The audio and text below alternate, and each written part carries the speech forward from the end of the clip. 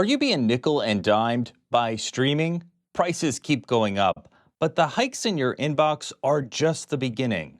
Some costs are hidden, even sneaky. And number one today isn't even about money, it's about your time. And the trend is you're paying more to sit through more commercials. I've been testing this out after hearing complaints from viewers. And in a recent video, I found Peacock's ad-supported plan showed a few minutes more ads per hour than when it first launched in 2020. Back then, it said only 5 minutes of ads per hour. So a service that used to be light to moderate with ads, now catching up with some others, like Hulu and Paramount Plus.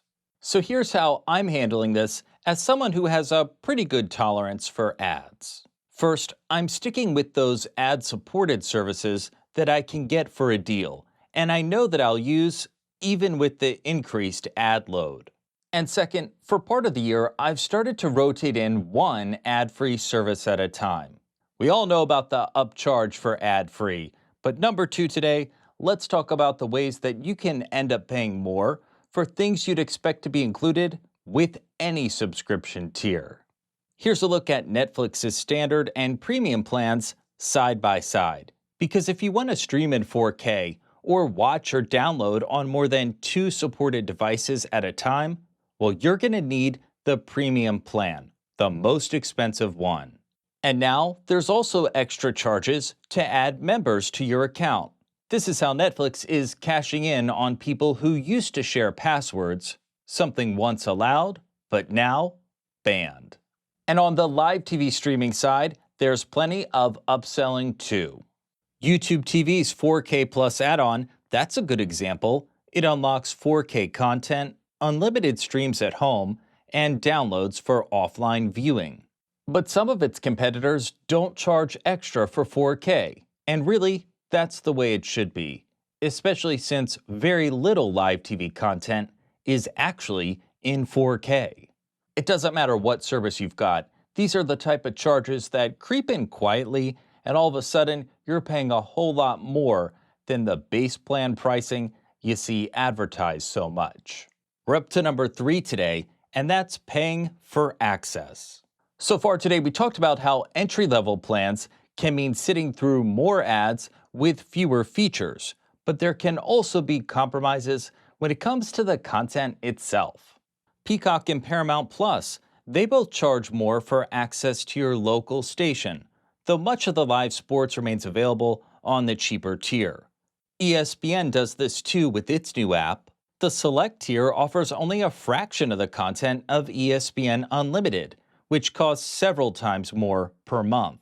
And live TV services also nudge people towards add-ons with more channels. And for the ones that still include regional sports networks, only a couple of them, those come at a much higher monthly cost. Number 4 today is paying through a middleman. And if you've watched this channel before, you've probably heard me say to pay directly for streaming services. So not through Apple, Amazon, Roku, or any other third party. And let me remind you why. First, I went to youtube.com and checked the price for YouTube Premium. You see it right here. But then I opened the YouTube app on my iPhone. 2 different prices, and the one through Apple is higher. You can sign up for YouTube Premium directly through a web browser, pay the lower price, and still use your membership on all your devices, including your iPhone. So before you sign up for any service through a third party, check with the service directly. You may find a better regular price or even a limited time deal. Number 5 today, paying with your data. Some free streaming apps are now asking you or even requiring you to sign in. Take Tubi, for example. It's totally free, no credit card needed, but it still pushes you to make an account. And why is that? Well, your viewing habits are the currency. When you sign in, Tubi can link what you watch across devices and personalize what you see. Tubi's privacy policy goes into more detail, says it uses the data to make predictions and inferences about your interests and to show advertising that's more personalized and relevant. So even when you're not paying with money, you're still paying with data. Now to number 6, paying for savings that don't last.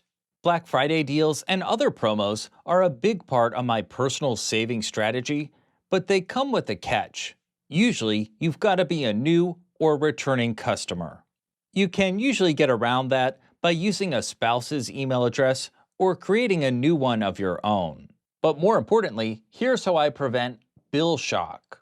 Right after I sign up for any deal, I set a calendar reminder for a few days before the promo expires. That gives me the time to decide whether I want to keep it at the new, higher rate or just cancel it. These deals are designed to get your foot in the door, and the services are hoping that you're going to forget to cancel once that promo is up. But I'm betting that you will remember, keep rotating, and keep saving. Number 7 is paying for bundles that you don't need. We're really seeing an explosion of bundles because they're convenient for consumers and they keep people from canceling. That doesn't mean that bundles are all a good value. For years, people complained about bloated live TV plans. Now we've got skinny bundles, standalone apps, and even bundles of standalone apps. These bundles are absolutely everywhere. 3 apps on one bill. But just make sure you're actually using all 3 every single month. Otherwise, is it really all that different from having a live TV plan with dozens of channels that you never watch? Number 8 today, paying for hardware that you don't need. It seems like some cord-cutting experts try to talk you into upgrading your streaming device every single year.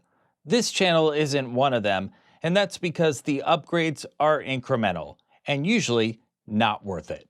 I've got 2 Roku Ultras. The model years are 4 years apart. The newer one is in my living room, and the older one is right here in my office.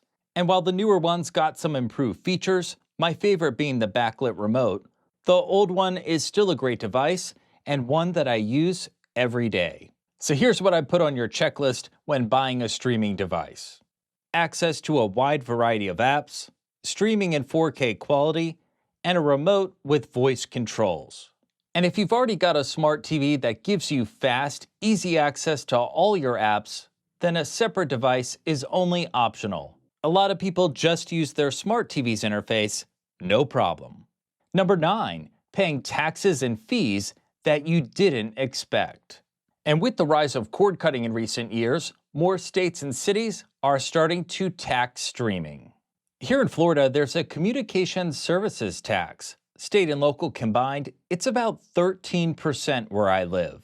So a $100 a month streaming bill really costs $113, with the extra going to the city and state. Unfortunately, no way around taxes, just another reason though to limit your total subscription costs.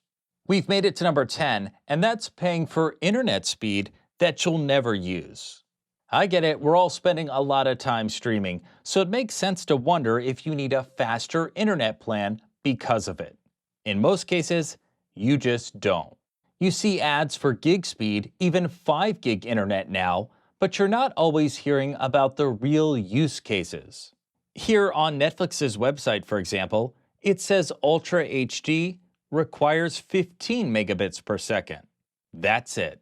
I'm not suggesting that you downgrade to a 15 megabits per second plan, if you could even find one. But AT&T Fiber's 300 and 500 tiers, they're plenty for household streaming on multiple devices. And over the past few years, I've been testing 5G home internet services. T-Mobile and Verizon, they don't come close to gig speed, but they handle streaming TV just fine and all my other internet needs. So don't pay more for internet service just because you saw something advertised on TV. Pay more if you need to upgrade. And some people, they may be able to downgrade a tier or two and not experience any difference in the performance. Let me know if you've run into any other hidden streaming costs, and find the latest deals on michaelsavesdeals.com.